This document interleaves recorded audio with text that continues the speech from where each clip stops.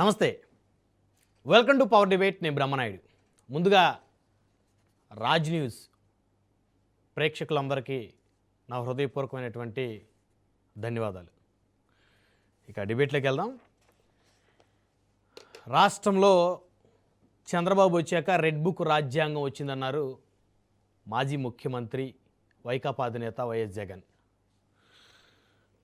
నిన్న అంటే యూట్యూబర్ల అరెస్టులకు సంబంధించి ఏపీలో పెద్ద ఎత్తున చర్చ జరిగింది.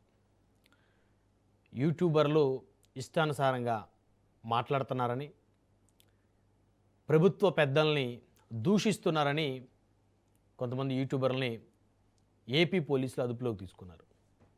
హైదరాబాద్ నుంచి యూట్యూబర్లని కేవీఆర్, అదేవిధంగా ప్రశ్న అనేటువంటి ఒక యూట్యూబ్ నడుపుతున్నటువంటి రావణ్, ఆ వ్యక్తులను అదుపులోకి తీసుకున్నారు. అంటే దీనికి కారణం చూస్తే గత ఆదివారం ఏలూరు వేదికగా దళిత క్రైస్తవుల మహాసభ జరిగింది. ఆ సభలో ముఖ్యమంత్రి చంద్రబాబు నాయుడిని, ఉప ముఖ్యమంత్రి పవన్ కళ్యాణ్ని ఉద్దేశిస్తూ ఆ వేదిక మీద పరుష పదజాలంతో దూషించారని చెప్పేసి పిఠాపురంకు చెందినటువంటి ఒక జనసేన పార్టీ కార్యకర్త పెట్టినటువంటి కేసును ఆధారంగా చేసుకొని రావణ్ అనేటువంటి యూట్యూబర్ని పోలీసులు అరెస్ట్ చేశారు. అయితే బెయిల్ వచ్చినప్పటికీ కూడా మరొక కేసు నేపథ్యంలో పోలీసులు మళ్ళీ రావణ్ని అదుపులోకి తీసుకున్నట్టు తెలుస్తూ ఉంది.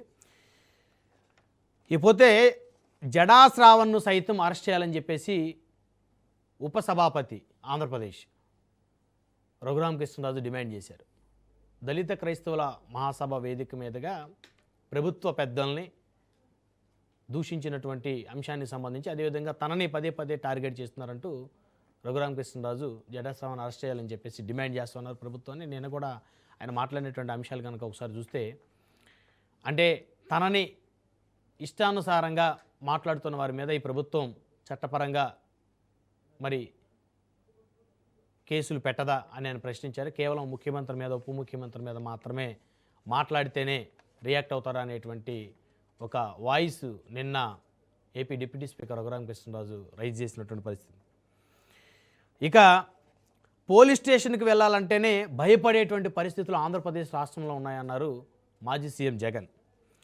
ప్రభుత్వాన్ని ప్రశ్నిస్తే గొంతు నొక్కే ప్రయత్నం చేస్తున్నారన్నారు.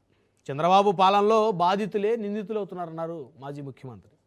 ఇక తప్పు చేసిన వారికి చట్ట ప్రకారం శిక్ష ఖచ్చితంగా ఉంటుందన్నారు Janasena party general secretary Ram Taluri. నిన్న జనసేన అధినేత ఏపీ ఉప ముఖ్యమంత్రి సైతం కూడా ప్రశ్నించండి, హుందాగా ప్రశ్నించండి, కానీ నోటికి వచ్చినట్టు కనుక ఎవరైనా మాట్లాడితే ఖచ్చితంగా రాబోయే రోజుల్లో చట్టం తన పని తాను చేసుకుంటబోతుంది, చాలా సీరియస్గా యాక్షన్ ఉంటుంది, దానికోసం ప్రత్యేకమైనటువంటి ఒక వ్యవస్థను కూడా ఏర్పాటు చేస్తామని చెప్పేసి నిన్న సాయంత్రం ఏపీ ఉప ముఖ్యమంత్రి పవన్ కళ్యాణ్ చాలా గట్టిగానే ఆయన మాట్లాడినటువంటి పరిస్థితి. ఇక వాక్ స్వాతంత్ర హక్కును అసలు ఎవరు కాలు రాస్తున్నారు? వాక్ స్వాతంత్రాన్ని స్వేచ్ఛగా వినియోగించుకోవాల్సినటువంటి జర్నలిస్టులు కానీ, యూట్యూబర్లు కానీ పదే పదే ఎందుకు ఈ విధమైనటువంటి వివాదాలకు కారణమవుతున్నారు?